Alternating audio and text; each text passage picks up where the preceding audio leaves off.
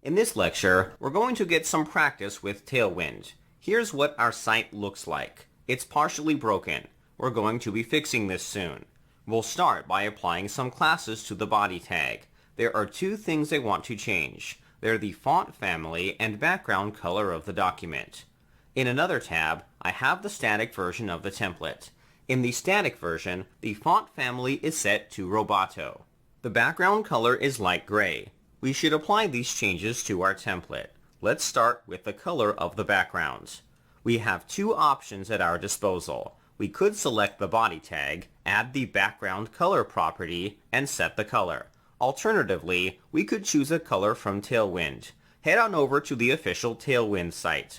At the top, we can search for the property we want to modify. Since we're trying to change the background color, let's search for the background color property. We'll be taken to a page with a list of classes for changing the background color of an element. This table will tell us the name of the class, the property it affects, and the value it uses. There's even a preview of the color to the right. As you can see, there are dozens of colors. Personally, I like BG Gray 100. Let's copy it. In our editor, let's open the index.html file. The index.html file is where the body tag is located. On the body tag, we're going to add the BG Gray 100 class. It's perfectly acceptable to modify the index.html file. In fact, the Tailwind configuration file will search through the contents of this file for Tailwind classes. We're allowed to use Tailwind classes outside of Vue components. Let's refresh the page to see what we get.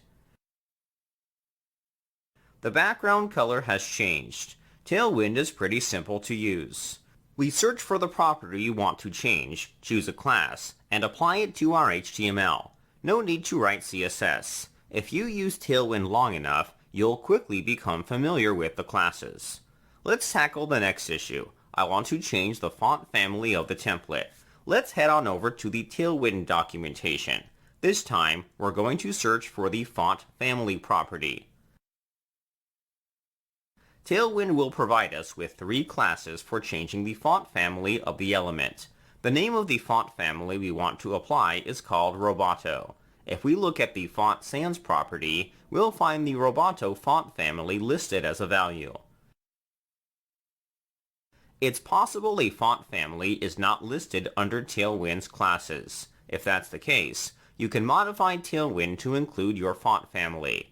On the sidebar, click on the Customizing link. Tailwind will provide instructions for how to include a value not listed in its default configuration. According to the documentation, if we want to add a new font family, we need to modify the Tailwind configuration file. Luckily for us, we won't need to modify the configuration. Let's go back to our editors. On the body tag, add the font sans class. This class will apply the Roboto font family to our document. However, it will not load the font family itself. We still need to handle that step ourselves. We'll talk about loading assets in the next lecture. For now, we'll leave it at this. I have a challenge for you. We're creating a music application. At the bottom of every page there is an audio player.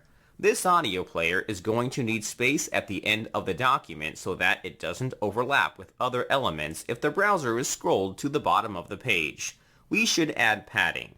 Here's the challenge. Search for a class to add padding to the bottom of the document. After you find a class, apply it to the body tag. The padding space should be 6 rem. Good luck and pause the video. Welcome back. If you were able to solve this challenge, that's great. If not, that's fine too. We'll tackle it together. At the moment, I'm on the documentation for adding padding to an element. There are hundreds of padding classes. We can add padding to all sides of an element, or we can add padding to an axis. We can even add padding to one side. The class we're looking to apply is called PB24. This class will add padding to the bottom of an element. The value is 6 rem. Let's copy it. Next, We'll add it to the body tag in our editor. Great, we're finished. We've only taken care of the CSS. Our template will need images and fonts. In the next lecture, we're going to start loading the other assets for our template.